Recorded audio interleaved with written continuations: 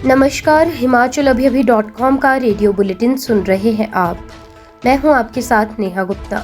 इस बुलेटिन में हम बात करेंगे प्रदेश भर की तमाम बड़ी खबरों के बारे में, लेकिन शुरुआत करेंगे मुख्य सुर्खियों के साथ। शाहपुर में नड्डा ने पंच परमेश्वर सम्मेलन में भरा जोश, कहा अपने इलाके में ना लगने दें सेंध। एयरपोर्ट से खुली जीप में सवार होकर निकले। जन्मदिन पर हल्ला बोल रैली में गरजे मुकेश अग्निहोत्री, बोले सीएम ने भी माना कि प्रदेश में आ रही कांग्रेस की सरकार। अनुराग ठाकुर बोले जब भी लगे आचार संहिता, बीजेपी विधानसभा चुनावों के लिए तैयार। कांग्रेस प्रदेशाध्यक्ष ने सरकार को घेरा। प्रतिभा सिंह बोली बिना बजट के घोषणाएं कर रहे सीएम, श्वेत पत्र जारी करने की मांग। ताश के पत्तों की तरह गिरा बिलासपुर शहर में 2 मंजिला मकान, युवक ने भागकर बचाई जान। अब समाचार विस्तार से। बीजेपी के राष्ट्रीय अध्यक्ष जेपी नड्डा के गृह राज्य में हो रहे विधानसभा चुनाव उनकी साख का सवाल बन गए हैं। इसी के चलते हिमाचल में विधानसभा चुनाव प्रचार का जिम्मा उन्होंने खुद अपने कंधों पर ले लिया है। इसी के चलते वो रविवार को अपने 2 दिवसीय दौरे पर हिमाचल पहुंचे। कांगड़ा एयरपोर्ट पर पहुंचने के बाद वे सीधे शाहपुर विधानसभा क्षेत्र गए। शाहपुर में नड्डा ने पंच परमेश्वर सम्मेलन को संबोधित किया। नड्डा ने कहा कि मैं एक ऑडिटर हूं, सबके काम का हिसाब रखता हूं। वहीं जगत प्रकाश नड्डा ने उनके इलाके में की जाने वाली सेंधमारी को लेकर चौकन्ना रहने की अपील की। उन्होंने कहा कि मेरी अपील है कि चुनाव में अपने इलाके में सेंध ना लगने दें। राजनीति में चौकन्ने होना पड़ता है। कुर्सी हमारा लक्ष्य नहीं, लक्ष्य को साधने का माध्यम है।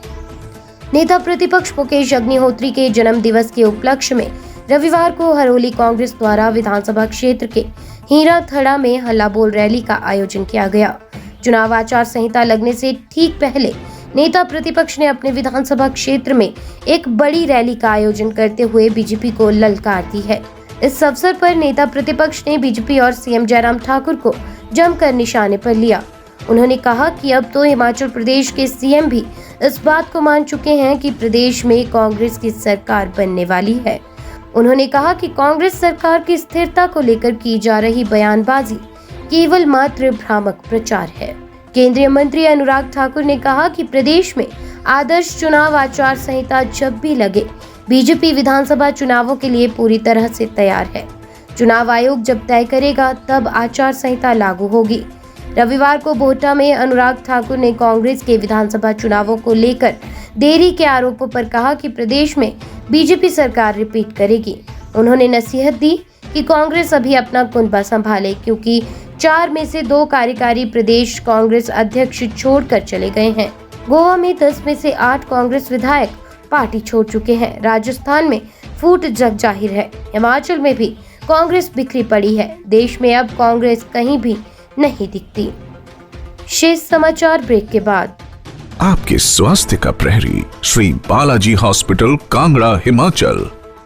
कांग्रेस प्रदेश अध्यक्ष व सांसद प्रतिभा सिंह ने राज्य सरकार पर बिना बजट के घोषणाएं करने का आरोप लगाया। सीएम की घोषणाओं को जुमलेबाजी करार दिया गया है। कहा कि प्रदेश में विधानसभा चुनावों को लेकर सीएम जयराम हर रोज करोड़ों रुपए की घोषणाएं कर रहे हैं। एक तरफ सरकार अपने दैनिक खर्चे चलाने के लिए ऋण पर ऋण ले रही है, दूसरी तरफ सीएम बगैर किसी बजट के घोषणाएं कर रहे हैं। उन्होंने कहा कि प्रदेश 70,000 करोड़ के कर्ज में डूब गया है।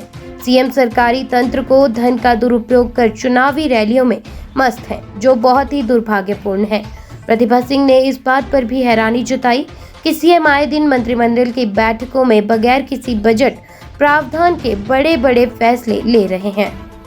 जिला बिलासपुर शहर के सिनेमा कॉलोनी में रविवार को उस समय अफरा तफरी मच गई जब यहां पर 2 मंजिला मकान ताश के पत्तों की तरह गिर गया। गनीमत ये रही कि इस हादसे में कोई भी जान माल का नुकसान नहीं हुआ। घर में मौजूद युवक ने भागकर अपनी जान बचाई।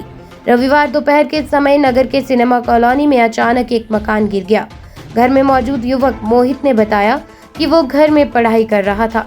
ऐसे में मकान कुछ सेकंड के लिए हिल गया। साथ ही साथ मकान में दरारें आना शुरू हो गई। युवक जैसे ही बाहर की ओर भागा तो मकान पूरी तरह से गिर गया। वहीं इस हादसे को देखकर सब हैरान हो गए हैं, क्योंकि बिलासपुर शहर में पहली बार इस तरह का हादसा हुआ है, जिसमें बिना किसी भूकंप के पूरा का पूरा मकान गिर गया। रेडियो बुलेटिन में आज के लिए बस इतना ही। नमस्कार।